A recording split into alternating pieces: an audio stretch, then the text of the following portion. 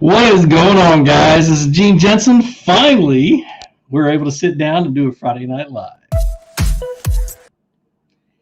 And my intro's not working.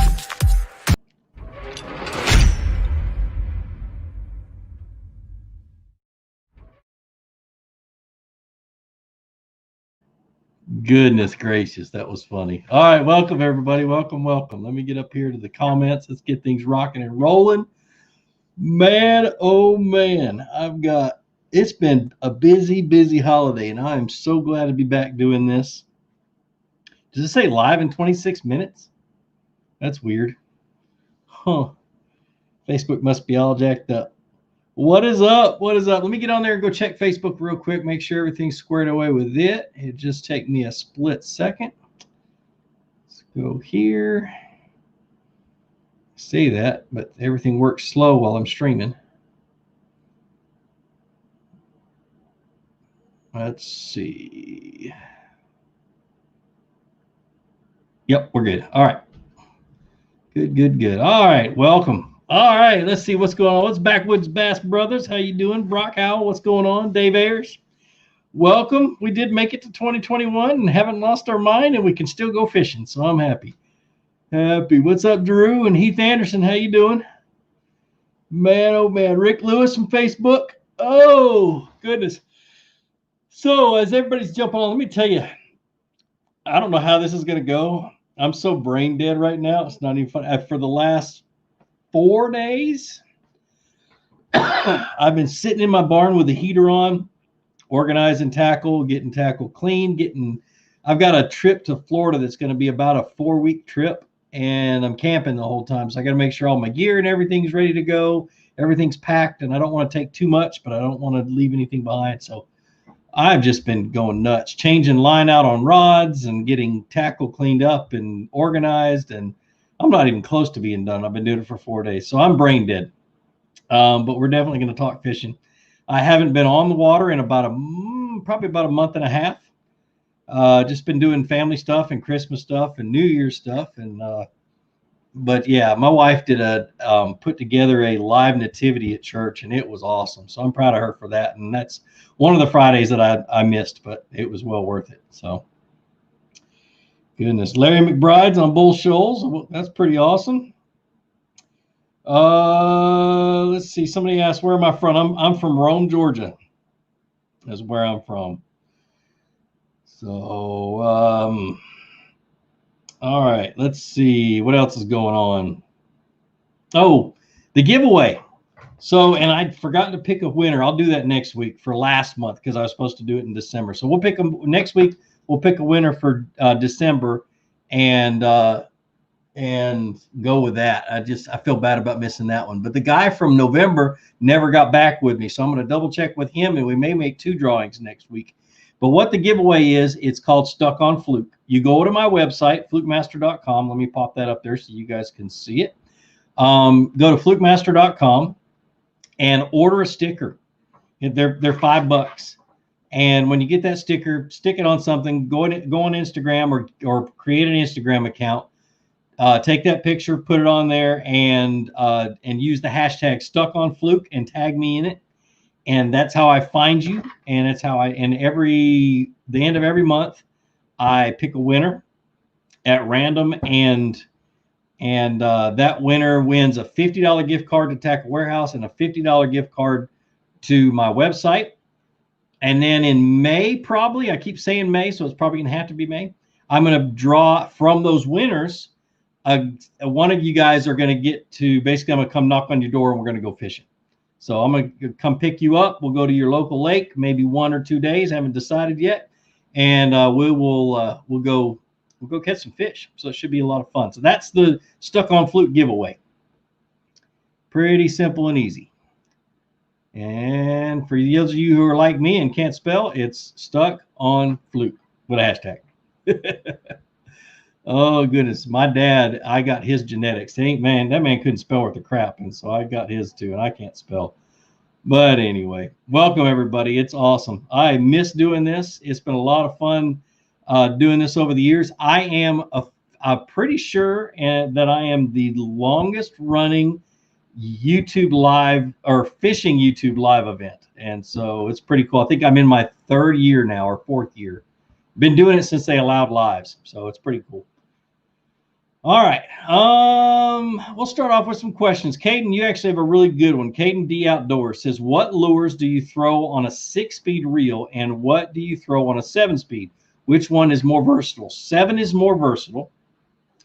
6-speed reel, I usually throw baits that I want to be forced to fish slower. Sometimes I throw a chatterbait on it. Most of the time, it's deeper diving crankbaits, crankbaits that dive from 12 to anywhere deeper. I'll throw a 6, mainly because it doesn't wear you out during the day, and it's also just easier to crank, and you can keep it really, really slow, which is what you have to do a lot of times. And then an Alabama rig, I'll throw on a 6-speed reel. Now on a 7-speed, I will throw just about anything. I mean, 7-speed is so versatile. 13 Fishing's new reels are like a 7.5 to 1 or 7.8 to 1, a little faster than their 7.3 to 1s. I don't think it makes much of a difference, but it's pretty cool that they're able to make them a little bit faster. But I will throw Texas rigs and just about anything. See, when I started fishing, bass fishing seriously, the highest speed reel you could get was a 6.8 to 1.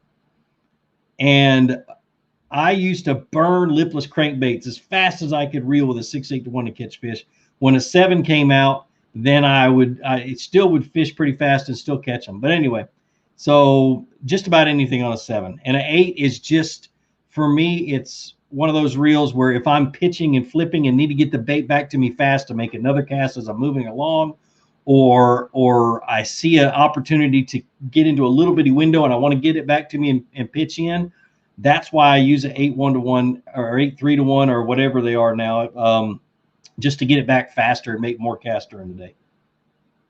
So your boy Reese says, I caught my PB on an Abu Garcia Black Max. I caught a 4-pound, 4-ounce bass.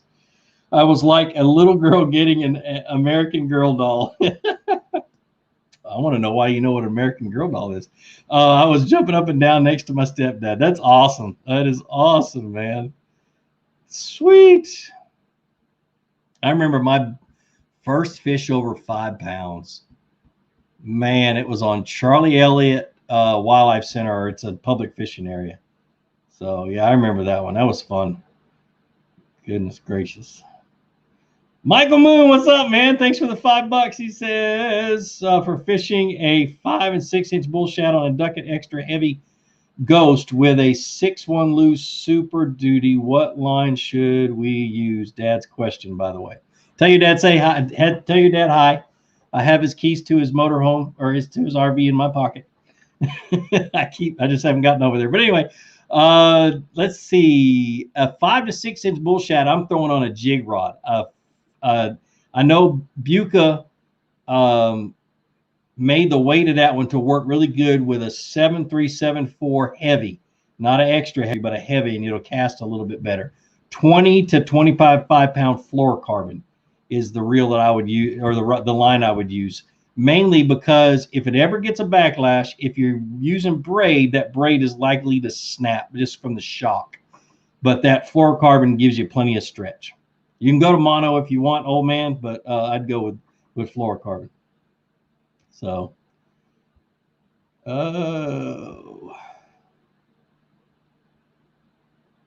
Ed Wolf says, I bought a sticker, put it on my kayak, and have yet to take the picture. It can be anything, Ed. It ain't got to be pretty, dude. Oh, that's funny.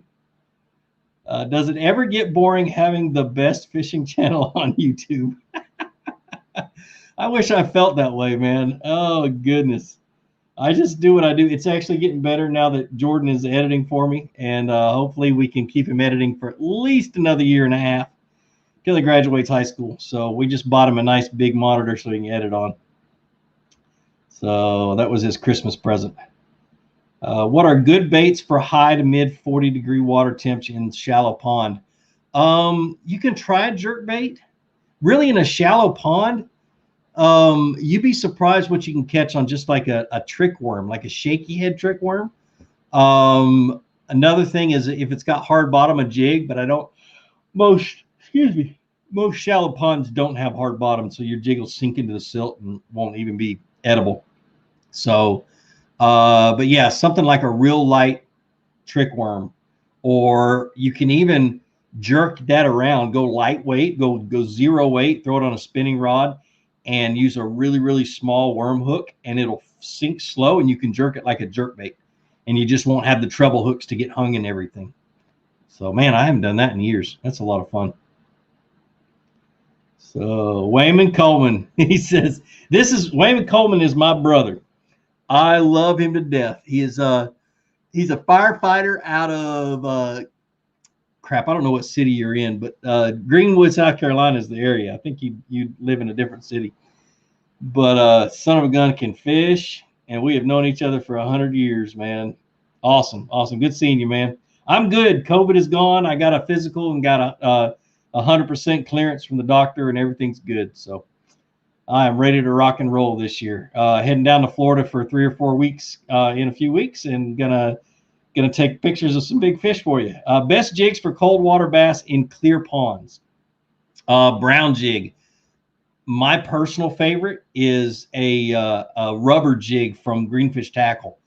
It's got is living rubber on it, and doesn't have anything else. You put a trailer on it, a small trailer like a Zoom Super Chunk Junior, and you just slowly drag it and let it sit there, and that living rubber will open up, and as the current or anything pushes it, it does this, and you drag it a little bit further, and I don't know why it works so good. It's got big old huge skirts, but it works great.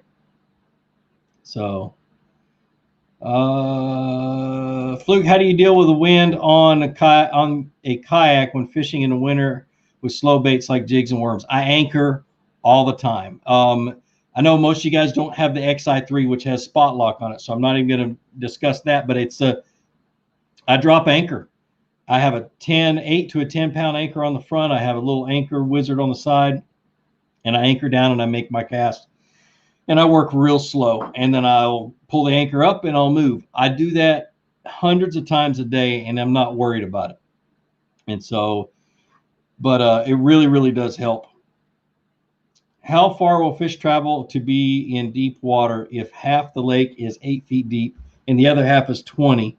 Will they travel a mile to move deep? They're usually going to be in the steepest, especially this time of the year, in the steepest area where that deep water is the closest to that shallow water. And so that area, you'll find some really, really, crap, got some of my, but you'll find steeper banks and stuff like that, and they'll be hanging out along the edges and on the outside edge and along that bank, and you'll be able to catch them. So that's the best I can tell you, the shortest distance between the deep water and the shallow water. And I'm not saying they're going to be there all the time, but I'm saying that's usually where I'll look first, and usually can find them there. So, Ed Wolfton donated $5. You guys have donated, and there was somebody who donated at the beginning before we started, and I appreciate that too. Y'all are awesome. Absolutely awesome. That's Michael Moon. I saw that one. There it is. Going to buy a fish finder for my kayak soon. $300 or less is the budget. What would you recommend? Oh my goodness. I have not looked at them in about a year, but what I always tell people is buy the largest screen that you can afford. And so you want to make sure it has down imaging, which most of them do now, and GPS, so you can mark your spots, you can go back to them and stuff like that. Those are the most important tools on a fish finder, is a good fish finder. And I say down imaging because it helps you identify what you're seeing on the other sonar, on the regular one. And it really does break things up, and you can see that it's a brush pile. You can see that there's fish in it and that kind of stuff. You can see that they're rock, and you can tell what it is. So that's kind of what I recommend. But yeah, $300 is a pretty good budget. My first fish finders were $200-300, and I think I remember buying a $400 one before I decided I was just gonna save a ton of money and save until I was able to buy a really good one. So, and my wife still got mad at me for spending that much money. Let's see. When is the earliest I can start bass fishing up in New York? I don't know what New York's seasons are. I would wait. If it has a bass season, I'd wait till the beginning of the bass season. And if it doesn't, then probably the earliest is ice out. really, as soon as you can get a boat on the water, unless you want to try for them under the ice. So let's see. Oh. Best Carolina rig baits for Clearwater, Clark's Hill. What did I used to throw all the time on Clark's Hill? A trick worm. My favorite color was green pumpkin magic, and I would also throw a green pumpkin Cinco or some type of a stick bait on a Carolina rig. Now that Strike King has those fries now, it's a copy of the old French fry. That has got to be one of the best Carolina rig baits that there has ever been. So try those and you should be okay. But those little fries, French fries, are really, really good. Let's see. You guys are awesome. I really appreciate you. I'm trying to catch up and not to miss very much either. So I'm going to go backwards just a hair. What's a good multi-technique casting reel I can get to set up my reel game, or to step up my reel game? I'm used to a $90 lose. Now I want to step up. I'm not sure what your budget is. I can give you the recommendations for 13 fishing that I use. The new Concept A2 is absolutely amazing. And it's not that it's the greatest reel ever made. It's amazing because that Matt, the reel designer, made them as bulletproof as he could. They should last you a long time. I want to say they're $165. Don't quote me on that because I don't remember numbers well, but they're somewhere around that. If you don't want to go that high, then they have the Inception, which is a really good reel. It's another bulletproof reel that'll lower. It's $120. And those are the two I would recommend. They're really, really good. At least the ones I use. I can't comment on any other companies because I haven't used them in years. But yeah, step it up just a little bit, and you'll be surprised how much better a $120 reel is over a $90 reel. Opinion on Mustad's offset wacky O-rings with the hole in them. I just saw those for the first time last week, and I don't know, dude. What I'm trying new is I ordered some clear heat shrink tubing from Amazon, off of Amazon. 2 different sizes, one for trick worms and one for Cincos. And I'm trying those out down in Florida. And I put a hook in that son of a gun, and I couldn't get it out. It was hard to get it out, which really excites me. So you just barely hook it, so the hook is mostly exposed. And man, it'd be amazing to see how long the worm lasts with it. But as for the wacky O-rings, I don't know, dude. I just think the heat shrinks are a lot cheaper. I got like 6 feet for just a few bucks, and that'll last me for years. So,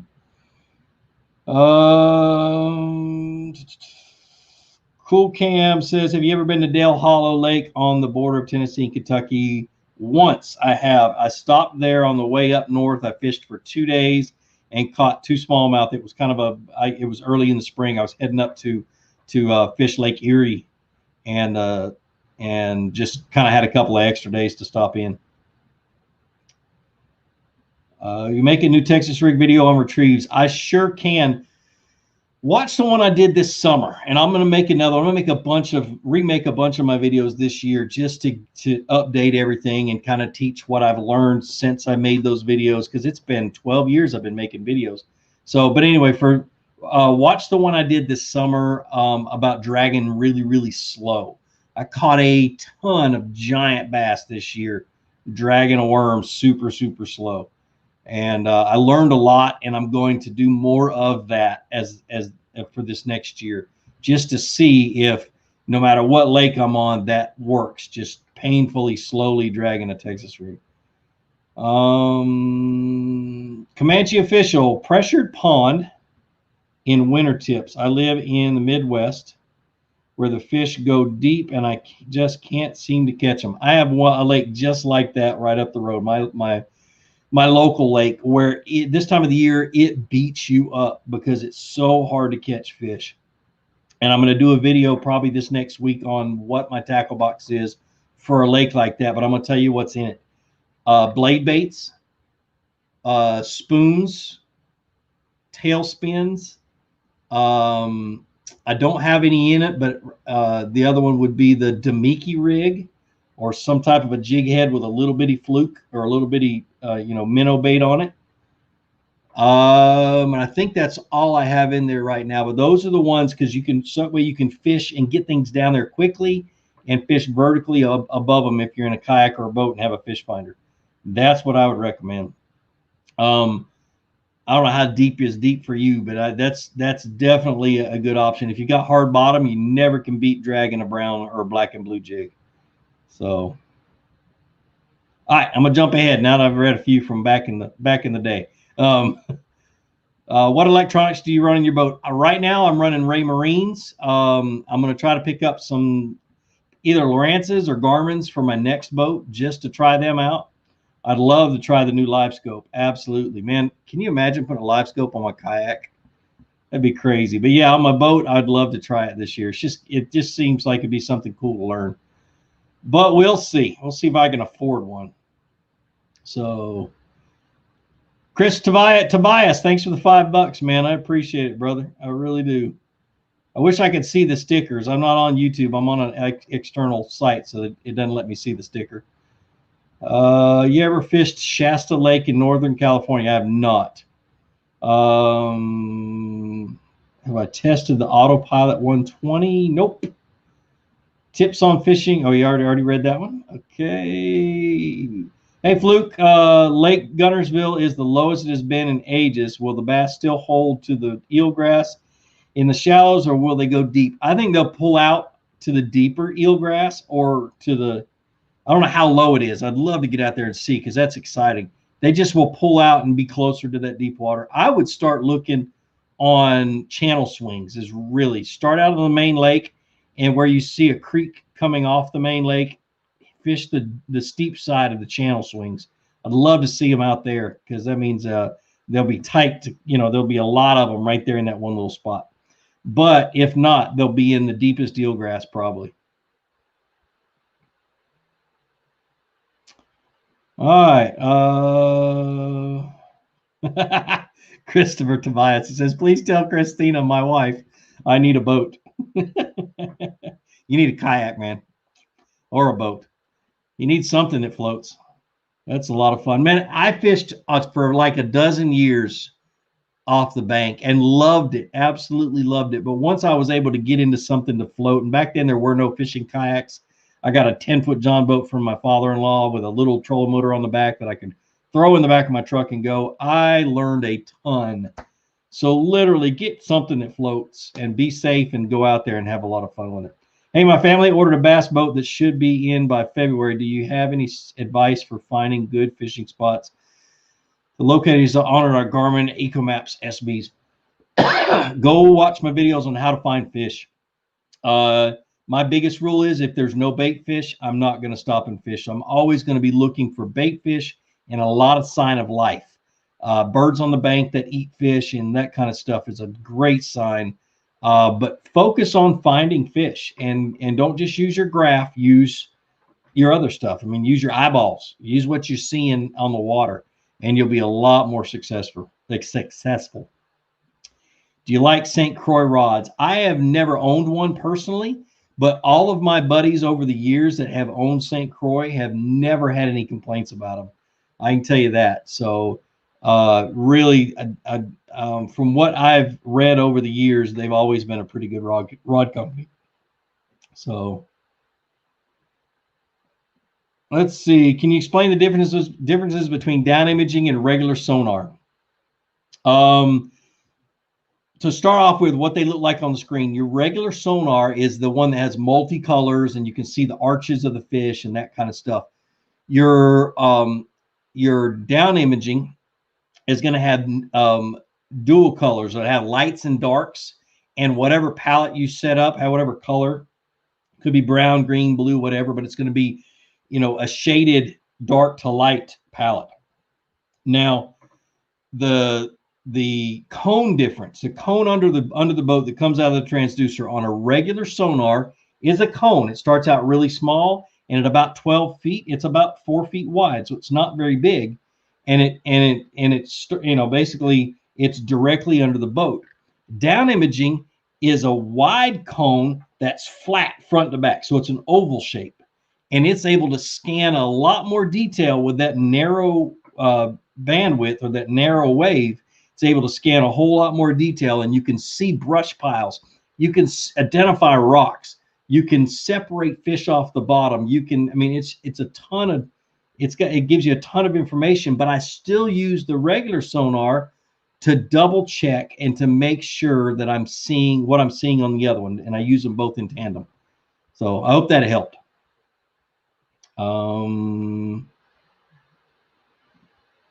Good artificial worm to throw on Lake Seminole on a Texas rig. This time of year? Let me think. I always Texas rig a Cinco. On Seminole, I would literally put a 16th or an 1/8 ounce weight on a Texas rig and throw a Cinco on there and just flip it around any of the isolated cover you see. Lily pads, whatever, you know, and just around the edges and stuff like that. Let it sink. When it gets hung up on the roots of the lily pads, just shake it and pop over and fish it real slow. So, oh, I just saw a buddy of mine. Oh, I lost him. Dadgummit. Let's see. Big Starnes Outdoors. What's the best lure to use on Lake Chickamauga in January? Alabama rig. Without a doubt, Alabama rig. So who donated $10? I can't find the comment. Do you CMB Fishing? Thanks for the $10, man. He says, do you think that the color on a frog matters or just the color on the belly? Color on the belly. 99% of the time it's because of the color on the belly. And I can't find your comment. Oh, there it is.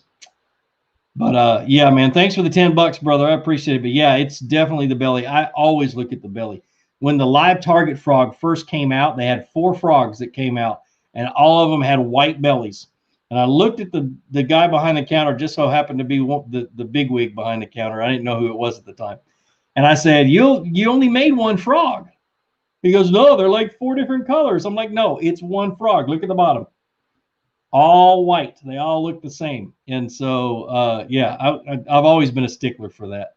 And if you know me, I don't keep my mouth shut for nothing. I'm always honest about things like that. So, let's see. John Litcher. Hey, Fluke. Have you ever fished Lake Kissimmee in Florida? Spelling issues. No, that's pretty close. Kissimmee is what it is. But anyway, what lures do you recommend there? I will be fishing Kissimmee in 2 weeks, maybe a few times during my trip. I'm going to be real close to it. I like to flip some type of let me give you colors. June bug. Black and blue soft, the June bug and black and blue soft plastics, maybe a purple soft plastic, but that's basically what June bug is. A paddle tail worm, or not a paddle tail, what are they called? A speed worm, a zoom speed worm in any of those colors, thrown on a Texas rig, pitched in around cover and swam back to the boat. Another good one is the Gambler Big Easy. You got to get the hooks that go with it. You can get them at Bass Pro down there when you get down there.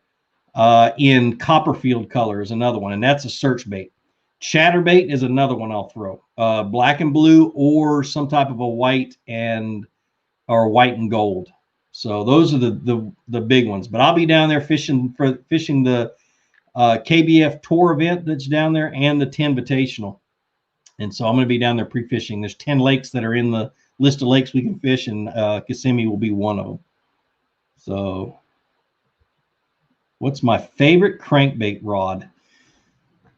Oh, the Omen Black from 13 Fishing. Their cranking rods are really, really good. When I first got with 13 about 5 years ago, maybe 6, they really didn't have a cranking setup. And so I kind of poked at their rod guy a little bit and was a little bit, well, I was up front with him. I said, y'all don't have a cranking rod. You need to get it. And he thought he had developed one. It was a little bit stiff, and he adjusted it, played around with it. The following year, he had a full lineup of great cranking rods, and I was really proud of him and proud of how it worked. But that Omen, the Omen rods are my favorite.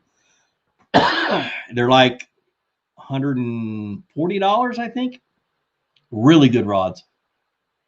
So, ever fished Lake Russell? Yes, I have. We used to fish it all the time when we got bored with Clark's Hill back when I was living in Augusta. So, Michael Moon, you give me another $5? He says, "Oh my gosh, you can't keep your mouth shut." Am I giving out secrets again? Oh man. Let's see. Stephen Guthrie, Fluke, did you forget you hate Cincos? I'm gonna make a video about that. I need to let the whole thing out of the bag. But I'll tell you guys kind of the reason I have such a disdain for Cincos is one, they're boring. I hate to fish them the authentic way. I'd rather put a weight on them. But it goes back to my Bass Resource days. When I was with Bass Resource and I was a moderator for 10 years, they had a moderator on there named Road Warrior. A lot of you guys who've been around a long time will probably remember. He was an asshole. Straight up. If you did not use Shimano stuff or you talked bad about Shimano, if you did not use Gary Yamamoto Cincos, you were public enemy number one. He'd treat you like crap. And just for that reason, I refused to use Cincos. And that's kind of where it stems from. I'm slowly getting back into it. Oh goodness. But yeah, that's the reason. So maybe I'm fishing them a lot this year. And so we're going to see. I kind of have bit the bullet and bought a bunch of them. So what kayak are you going to this year? I'm staying with Bonafide. I've already picked mine up. It's a red one. And I'm going to be traveling with that one and filming out of it and that kind of stuff. So love it. Absolutely love it. I just finished rigging up my black pack, changing a few things around. That's what some of the things I'm working on, just kind of getting the details together before I start rocking and rolling with some serious fishing. So, oh, Valley Grown, welcome. Let's see. Hey, Fluke, I need a good rod for crankbaits that can be used in the salt. Any suggestions? Any medium, heavy, moderate would work. You really don't have to worry too much with your rods with salt water. Mainly your reels. Make sure you rinse them off with fresh water at the when you're done every day. Get them good and clean, and just keep them free of having salt sit on them for too long.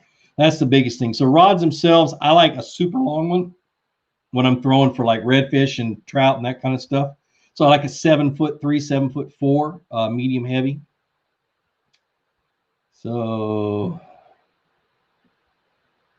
I watched Edwin Evans talk about using Google Earth to do map study of lakes. Do you do anything like this? Yes, I do big time. I've talked about it in several videos over the years, how I use Google Earth and I'll change the dates of the maps and look and see what the water depths were. And, maybe there's a picture of the lake low and you can see stuff that's underwater. It's just I do a lot of research online before I even go to a lake, except for Florida, but that's a whole different ballgame. I'm gonna make a bunch of videos about that when I get down there. But yeah, I totally agree with him. Him and I sat down and talked at the Classic at the Expo last year, and hopefully we can get together and do some stuff. COVID hit and and that changed the world. But yeah, definitely Google Earth is a huge tool when you're pre-fishing. All right, let me catch back up.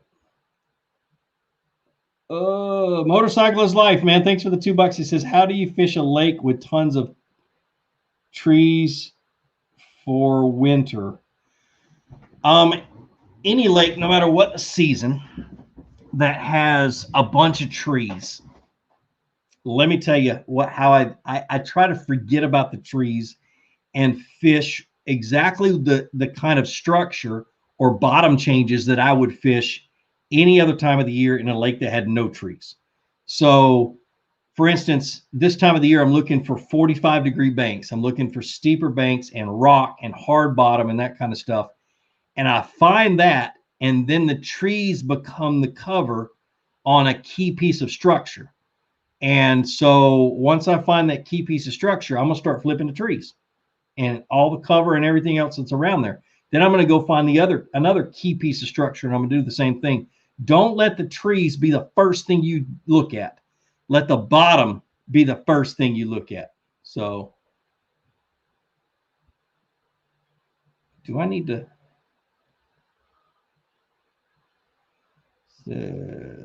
Let's see. What would you do different if you were fishing from a pontoon rather than your regular bass boat?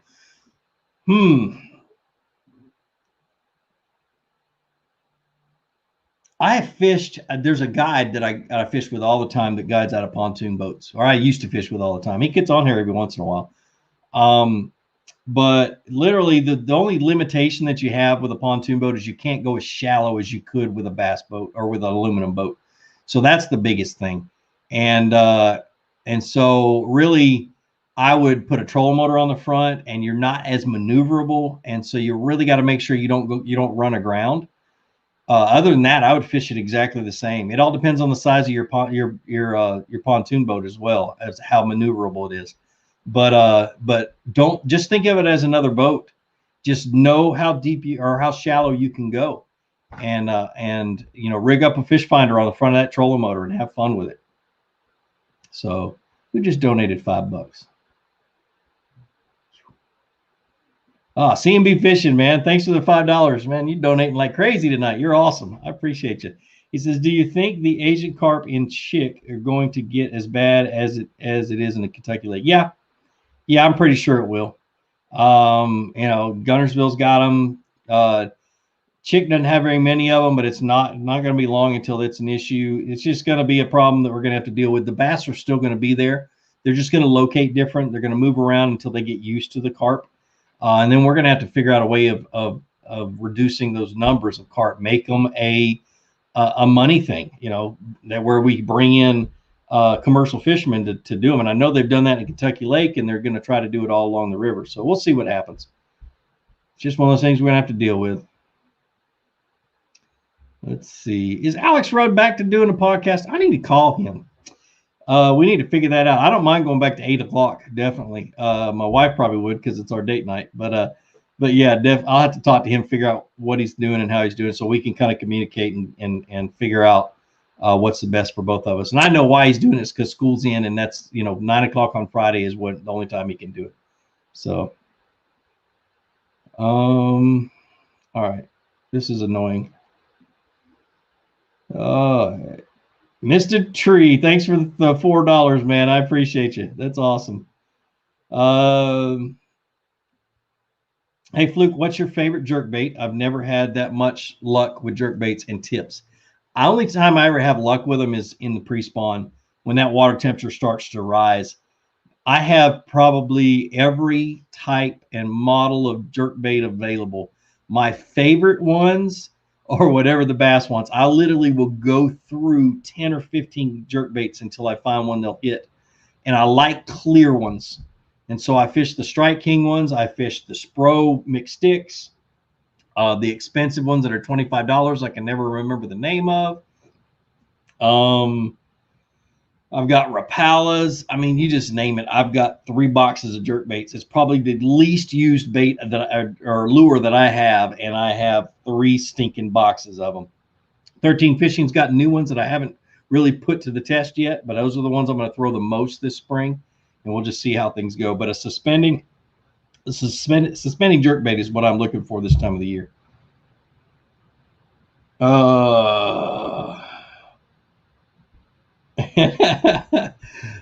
Damon, you're just gonna have to. I don't know what you're gonna throw tomorrow, man. I've never fished that lake. Oh, he's up north, up in one of the lakes up on the north end of Georgia. So, goodness gracious. Any tips on how to keep your line and rod eyelets from freezing? A lot of guys spray like WD-40 on theirs, or Real Magic is a really good one because it's kind of greasy. It'll slow it down.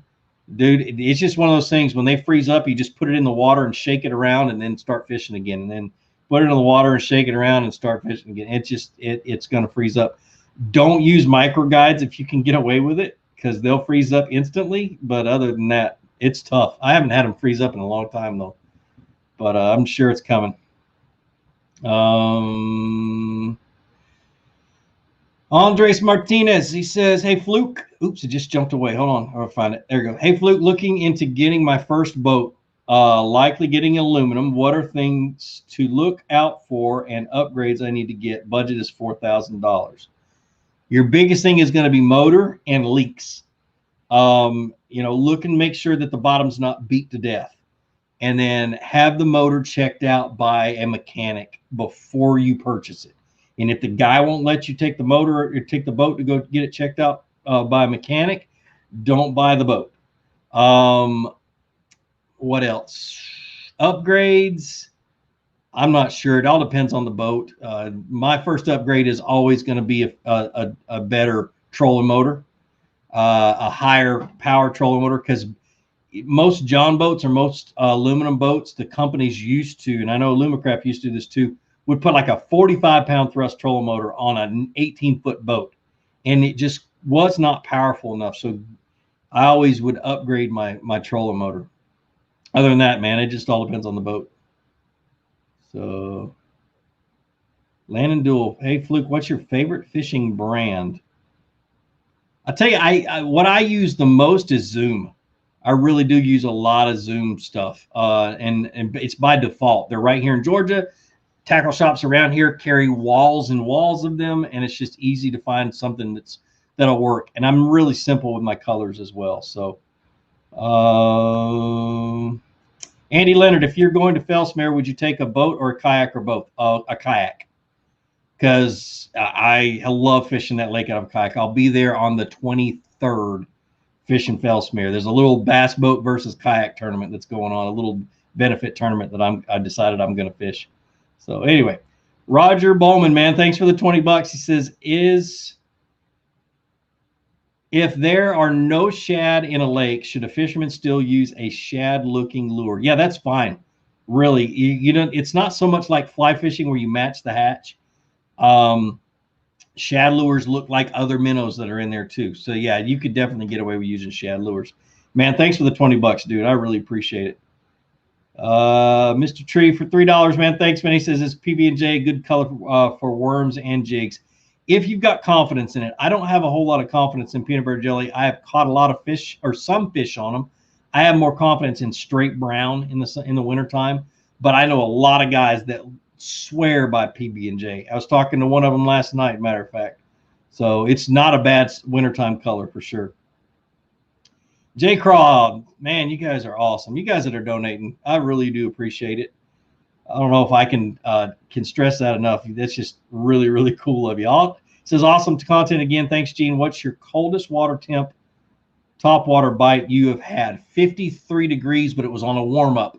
It was in the spring, and the water had warmed up way back in the back in some protected water. I've got a video in one of my old videos on it, and I was catching them on a frog, on a Spro frog, and it was 53 or 54. I can't remember. I mentioned it in the video, but it was really cold. But it was the warmest water in the lake, and like I said, the water was on its way up for the springtime. So, man, thanks for the $5. He says, Josh Edmond, are crankbaits good to use this time of the year? Yes. I'd like to get better at cranking in my kayak. Any tips related to the retrieve? Very slow, and make sure you're hitting the bottom is the biggest thing. Even with lipless crankbaits, when this time of the year, I love to use lipless crankbaits, but it's risky because I literally am making sure I feel the bottom as I'm retrieving it. And if I can't feel the bottom, I actually stop and I start dragging it like a Carolina rig. And I just make sure I'm feeling the bottom. But a lipped crankbait, like a deep diver and stuff like that, if you can find a small body deep diver and drag it on the bottom, you're better off, because that's where the bass are going to be in the really cold water. They'll be right close to or on the bottom. Whew, got to catch my breath. And I forgot my water. Dadgummit. Hey, Fluke, I own a Bonafide SS107. Do you recommend a rudder kit for a kayak? What? Ooh, until I need water. Do you recommend a rudder kit for a kayak? What are the benefits?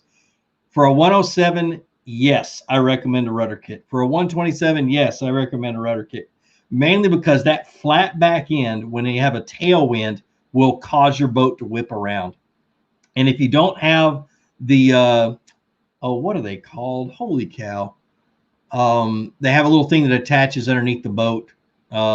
Flex wings. If you don't have the flex wings, then get a rudder, and that rudder will help you help the wind from beating you up. Plus, any kayak, when you're in a side wind, it will want to spin on you or turn on you, usually the wrong direction, and that rudder will help you stay straight. So definitely, when I have my XI3 on the front of my kayak, I always have a rudder hooked up in the back.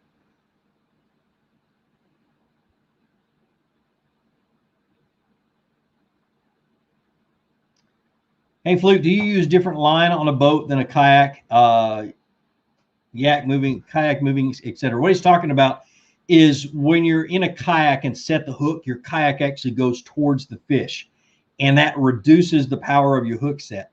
So what I typically do is I don't like to change line too much because it gets expensive, but I'll change rods. If I'm fishing like a jig or a Texas rig or something like that, and I'm fishing in a boat, I don't mind throwing a medium or a medium heavy.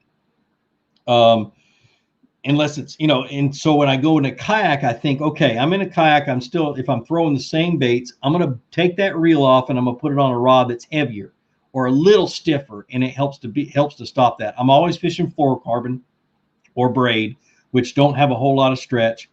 And that usually helps a lot. But I usually would, before I change line, I'm going to change rods. And it's just because it's cheaper. If you have extra rods, if you don't, just reach over and grab your next rod up that's already got line on it and tie that bait on there. You just have to be careful. It's one of those things. It can make a difference, definitely. Now, one thing I would recommend is the new G Finesse hooks from Gamakatsu. And I'm not sponsored by Gamakatsu. I'm friends with all the guys over there.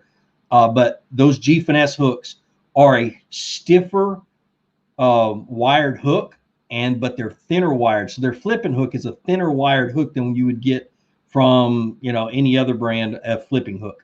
And those are great for kayak fishing because they are thinner and easier to get the hook set in. And I use those almost 100% of the time when I'm fishing out of a kayak. Man, CMB Fishing dropping dimes tonight. Golly, or dollars, really. Thanks for the $5, Billy. See, I think you need to do a video with Mikey Balls versus Alex Rudd versus Bass Quest. That would be a blast.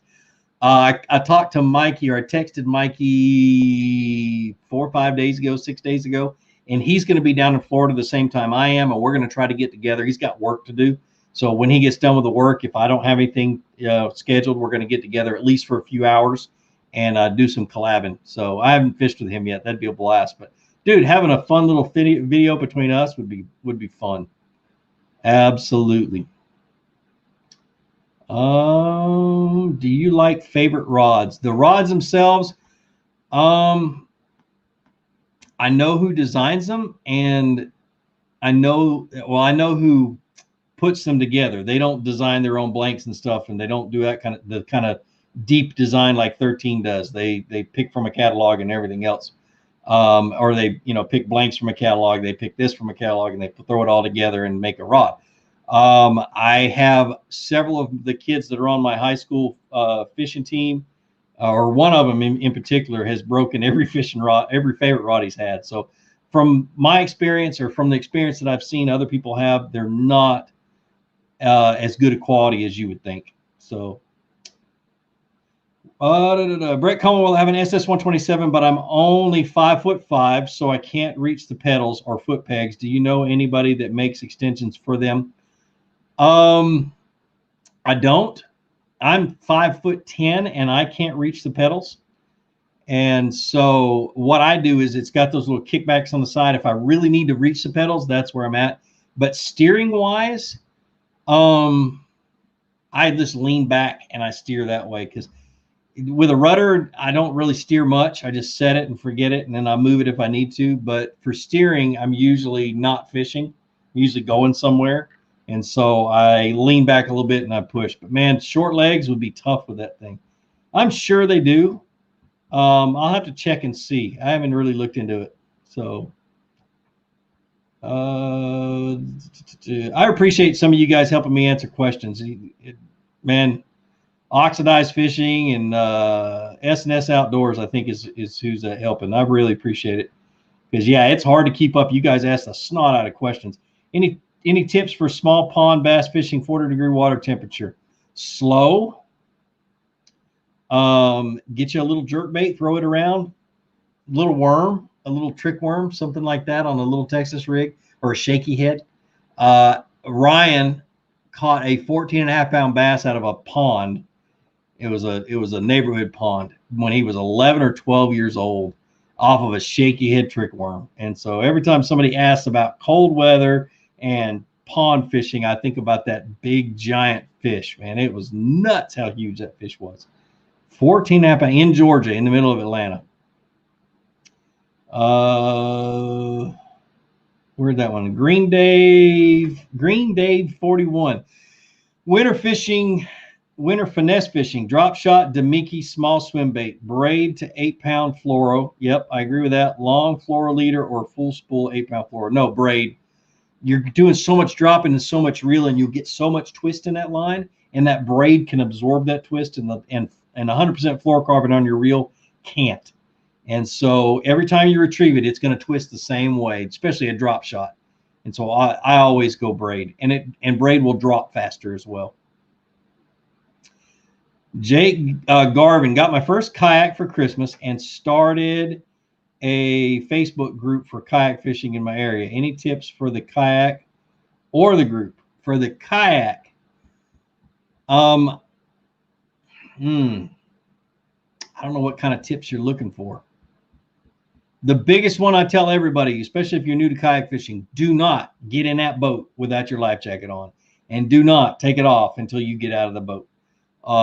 It's so important. When you fall out of your kayak, 9 times out of 10, it's going to go somewhere else. It's going to go away from you, and you've got to get to it.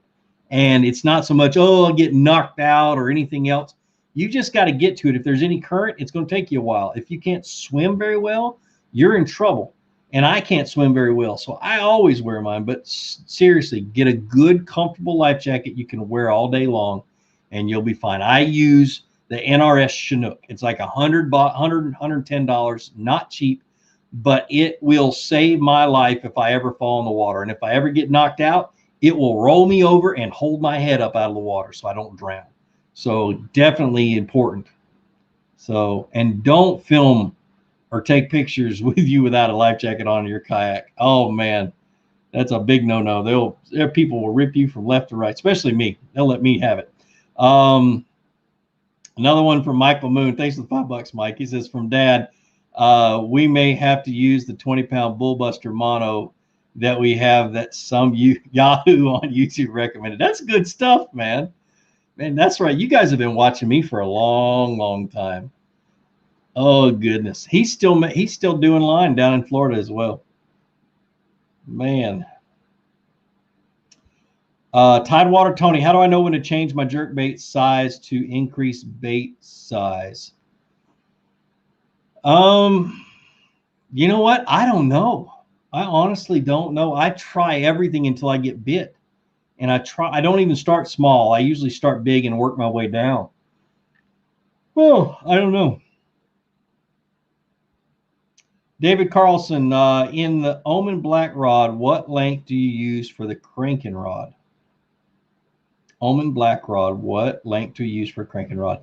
Okay, so their 6 foot, their shortest one, and I can't remember, 6'10", I think, is their medium moderate. So that's jerkbaits, small square bills, small crankbaits. Their next one up is your medium depth crankbaits that are a little bit heavier, have a little bit more drag in the water, so your medium divers.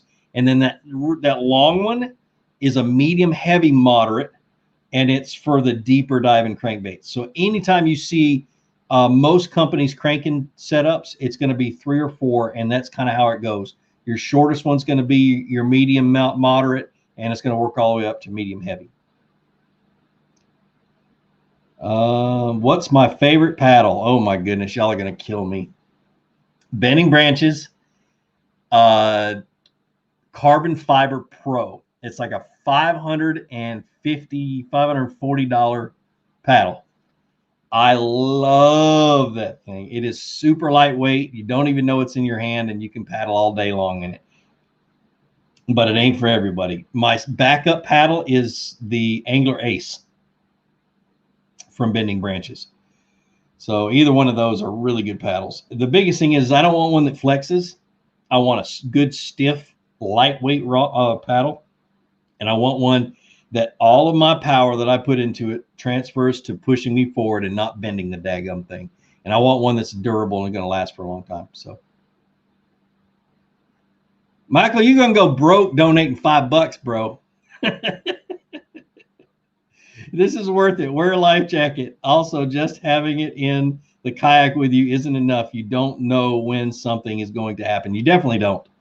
You definitely don't. I have fallen out of my kayak once. Actually, I didn't fall out. I purposely threw myself in the water so the stuff I had on top of my kayak wouldn't fall in the water as I was rolling over, or as I was falling out. So what happened was I had a radio that I was messing around with, and I dropped it in the water, and it went down and bobbed back up, and I reached over to grab it, and as I reached over, it started to sink again, and I just kept reaching, and my left shoulder got over top of the gunnel, and I started to go in, so I just threw myself in to keep my kayak from tipping so much that stuff fell out. So one thing to do when you do get a new kayak is when the water warms up, take everything out of it, practice getting out of your kayak and getting back into it. The biggest thing is getting back into it without flipping it, because that's usually when kayak anglers flip their kayak, is when they're trying to climb back up into it. And there's a technique to it. Chad Hoover made a real good video. I filmed it on how to get, it's called open water. What's it called? Anyway, getting back into kayak in open water. I can't remember what he called it. So Stefan, what's up, brother? He says, thanks for $5, man. Can you explain to the masses how cold water changes the rising or falling of a jerkbaits and a way to counteract those actions? Great question. And it's been so long since I've thought about that. I hope I get it right. So as the water temperature increases, if you throw a jerkbait in 35-degree water and you pull that same jerkbait out a month later and throw it in 45-degree water, if you throw it in 35-degree water and it suspends and it doesn't move, it doesn't float up and it doesn't sink down. When you get to 45, it'll start to float up. And so as the water temperature warms, your baits will float more, and you have to adjust for that. And ways to adjust it is to pull out a split ring, and I keep a few split rings in my terminal tackle, pull it out and put it on the front hook, and it will help that thing sink down. If that's not enough, you can change out and put bigger hooks on there that are a little bit heavier. They use suspend dots. These are little lead dots that you can use. And my old jerkbait rod video explains a lot of this, but there's different things that you can do, but always try to add it to the front half of your jerkbait so you keep that nose down when it suspends. And you want a suspending jerkbait, or you want one that sinks super, super slow, is what you're looking for when the water's really cold. So let's see.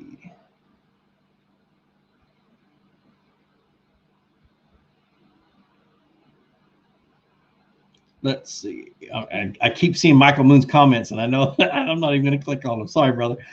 Best non-expensive jig. I need a whole box for now till spring, and I'm in the mood for saving money after starting to save up for an Old Town. Man, my favorite jigs, and they're my favorite for a few reasons. One of them, I know the owner. I've known him since before he started his company called Greenfish Tackle. John Hare. He used to tie jigs and used to run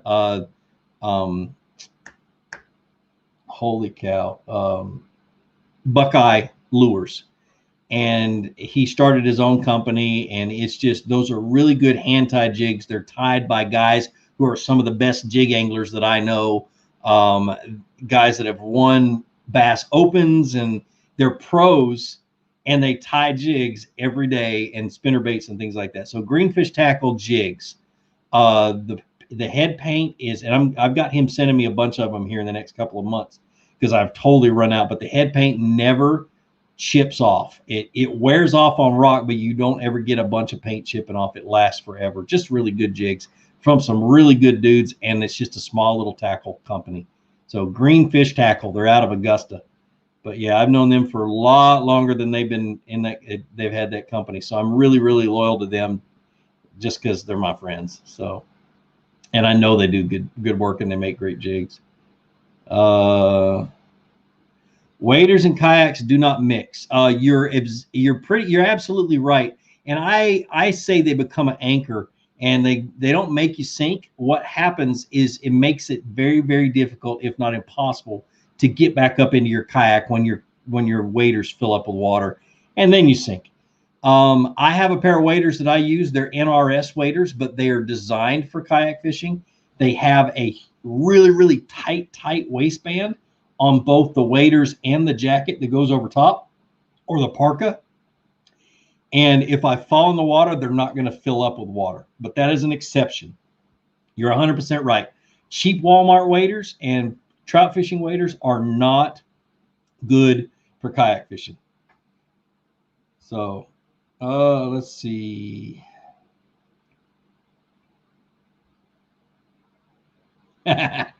Driftless Adventures. Any advice on fishing the upper Mississippi River? I have 4 lacrosse tournaments on my schedule for this year. I love to go fish lacrosse in the fall, or in the summer and fall when the frog bite's on. There's a lot better guys out there to explain, to help you with that. But the biggest thing is frogs and current. You want to get into those current breaks. You can, and not just frogs, but crankbaits and stuff like that. But you really want to find the current breaks and the pinch points where the water's running through those real narrow areas and stuff, and you'll find bass. Go watch that Major League Fishing Championship where Edwin Evers just blasted them. And that was in the cross, and it kind of gives you the idea of the kind of areas you're looking for that concentrate fish. And you can really have a blast down there doing that. So, and look for the bait. Always look for the bait. Joe Nee, what's up, man? He said, what's up, Fluke? Been killing it on A-Rig lately. Had my first double today. Yay! That's awesome, man. I saw that giant one that Caleb caught. Golly, that thing was huge. I didn't see how much it weighed, though. But, yeah, man, I want to get up there. I'm just so busy trying to get everything down, and I'm heading to Florida for a few weeks. So, but once I get home, I should be able to. I want to get up to Chick so bad. Just so many things pull me away from going up there. What's my craziest fishing story? I don't know. I have to think about that. I don't know. I may have that answer next week, because I really, off the top of my head, I don't know. So here's a good one. Seen you wearing a hand brace, have arthritis, spinning, or bait caster? I have tendonitis is what I have here and here. And the way I get rid of it is I change my diet. And so when I'm on my keto diet, which I'm on right now, I don't have any pain in my arms. I don't have any pain in my elbows and my knees, and there's no inflammation. So as long as I stay on that diet, stay away from sugar and away from carbs, I'm good. And it literally, I can 4 days from the time I start that diet, in 4 days, my pain is gone and I'm able to fish again. So it's exactly what it is, just inflammation. And I wear that brace just to keep me from rolling my wrist over. So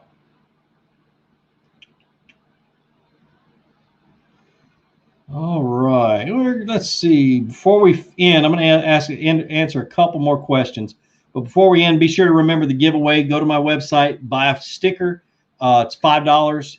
When you get it, stick it on something, boat, kayak, truck, I don't care. Take a picture of it, put it on Instagram, use the hashtag StuckOnFluke in the description, and also tag me in it. And I will, at the end of every month, I will choose a winner, and I will probably choose 2 winners. Yes, I will choose 2 winners next week, or the end of this month, not next week. I'll choose 2 winners at the end of this month, because I did not choose one in December. And you'll win a $50 gift card to Tackle Warehouse and a $50 gift card to my website. and be put in for a drawing to win a 1 to 2 day fishing trip with me, where I come to your house and take you fishing. So fun. All right, couple more questions. Why does my bait caster always seem to act funny with strand 12-pound line? It has had problems with other reels, so I think it is the line, but I am not sure. I have a loose LFS speed spool. I don't know, man. That's really weird. Act funny with strand 12-pound. I don't know. It's something I'd have to see. Huh. Sorry. I don't know the answer, but that's pretty interesting.